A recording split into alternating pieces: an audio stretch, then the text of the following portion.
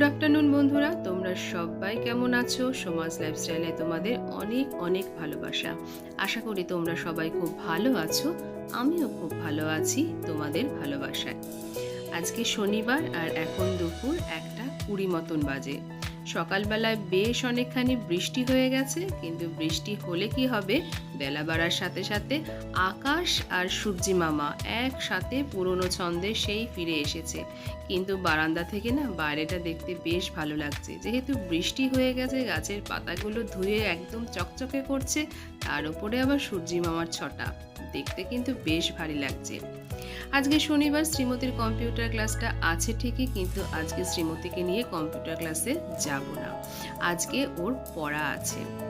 যে sir okay পড়ায় সায়েন্সের ছেলেটি, সে চাকরি পেয়ে গেছে, তো ও আর পড়াবে না। তো আজকে একটা ক্লাস লাস্ট করাবে ওর বন্ধুর বাড়িতে, তাই কম্পিউটার ক্লাসটাকে ড্রপ দিয়ে ওর বন্ধুর বাড়িতেই নিয়ে যাব, সেইখানে ক্লাসটাও করবে। আর ও বলেছে স্যার ঠিক করে দিচ্ছি, দেখা যাক কতদূর কি নতুন পথে আবার আমরা যাত্রা শুরু করি। আর যেহেতু শনিবার, তো আজকে সমস্ত কিছুই নিরামিষ আইটেম। আর কলমি শাক করেছিলাম, জানো তো, কলমি শাক ভাজাটা আমার কর্তামশাইকে দিতেই ভুলে গেছিলাম। বেচারা ডাল দিয়ে মেখে ফেলেছে, তারপরে যেই দেখলো যে আমি ভুলে গেছি বলে অনুশোচনা করছে, তখন বলছে তোমার মন আমি খারাপ করতে দেবো না, আমাকে একটু দাও, শাক ভাজাটা আমি খাই। কেন আমার মনটা খারাপ হয়ে গেছিল? আসলে সব কিছু না খেলেও আমার কর্তামশাই কিন্তু যে কোনো শাক ভাজা খুব খায়, তার জন্যই একটু মনটা আমার খারাপ হয়ে গেছিল। আর আমি করেছি আজকে মটর ডালের বড়ার ঝোল, আর দিদিও করেছে বড়ার ঝোল, তবে বিউলির ডালের বড়া। আর আমার অত্যন্ত পছন্দের একটি খাবার করেছি, সেটা হলো গিয়ে কুমড়ো সেদ্ধ। আর কুমড়োটা আমি ওই ডালের সাথেই সেদ্ধ করেছি। কি ডাল করেছি দেখো, বলাই হয়নি, আমি আজকে মুগ ডাল করেছি, শনিবার তো নিরামিষ। আর ডালের সাথে পাঁপড় ভেজে দিয়ে দিয়েছি।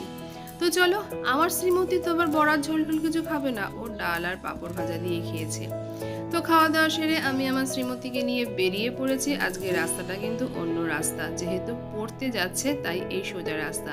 নাহলে কিন্তু কম্পিউটার ক্লাসে যখন যাই, তখন তার আমার বাড়ি থেকে বেরিয়েই যে গলিটা, সেই গলি দিয়ে ঢুকে পড়ি।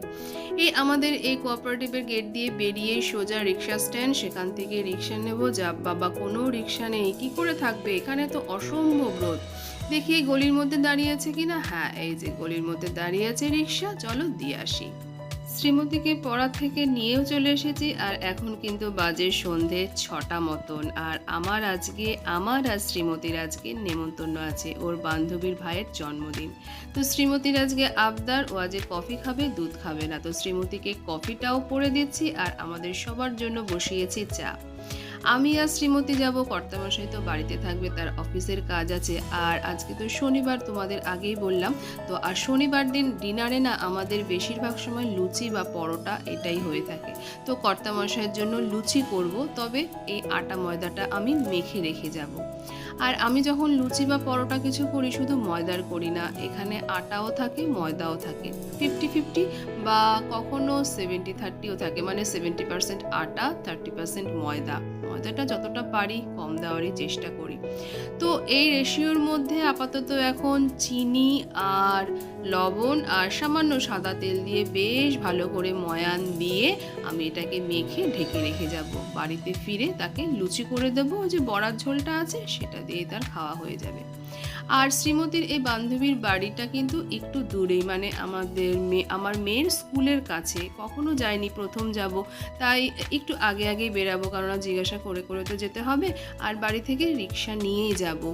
বাসে করে গেলেও হবে, সেই স্টেশন থেকে আমাকে বাসটা ধরতে হবে, কিন্তু কখন আমি সেই বাস পাবো না পাবো, সেটাও বা কখন ছাড়বে, একটু যেহেতু দূরে, আবার আমি আর আমার শ্রীমতীও যাব, তাড়াতাড়ি ফেরারও একটা ব্যাপার আছে। তাই আমি আর শ্রীমতী বাড়ি থেকে রিক্সায় নিয়ে নিলাম। রিক্সা করে চলে আসলাম আমাদের এই মেট্রো থেকে এই ক্রসটা করে, মানে সিঁড়ি দিয়ে যাব গিয়ে ওই পারে, তারপরে ওইখান থেকে আবার রিক্সা নিয়ে চলে যাব শ্রীমতীর বান্ধবীর বাড়ি। তো এই বান্ধবীর বাড়িটা ওর রিক্সার থেকে নেমেই পাবো না, ওখান থেকে নেমে জিজ্ঞাসা করে করে যেতে হবে। দেখা যাক কতটা তাড়াতাড়ি করে পৌঁছাতে পারি।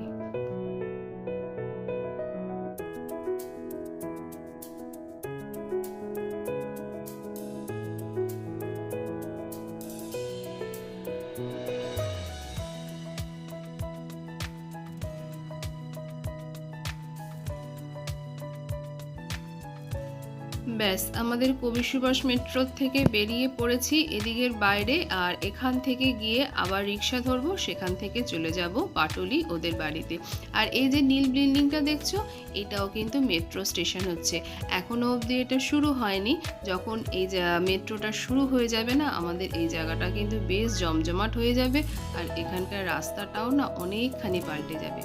বিয়ে হয়ে যখন এসেছিলাম তখন না এই রাস্তাটা চালুই হয়নি, তখন এই জায়গাটা কেমন অন্ধকার থাকতো, ভয় লাগতো। আর এখন এই জায়গাটা দেখলে পুরো অবাক হয়ে যেতে হয়।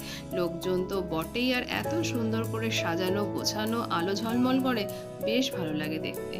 এই যে রিক্সা করে যাচ্ছি, আমার বাড়ির থেকে কিন্তু রিক্সা করে মেট্রো স্টেশন এসছি। এই মেট্রো স্টেশন থেকে রিক্সা করে কিন্তু আবার যাচ্ছি ওর স্কুলের সামনে, সেখান থেকে আবার রিক্সা করে ওদের বাড়িতে। হয়তো বাসে করে গেলে এতটা ঝক্কি আমাকে পোহাতে হতো না, ভাড়াটাও কম লাগতো। ঠিক আছে, কোনো ব্যাপার না, একদিনের জন্য তো। আর চলো, পৌঁছেও গেছি, যদিও আমরা পৌঁছেছি অনেকক্ষণ আগে। আর ওদের এই কেক কাটিং পর্বটা কিন্তু একটু দেরিতেই শুরু হয়েছিল।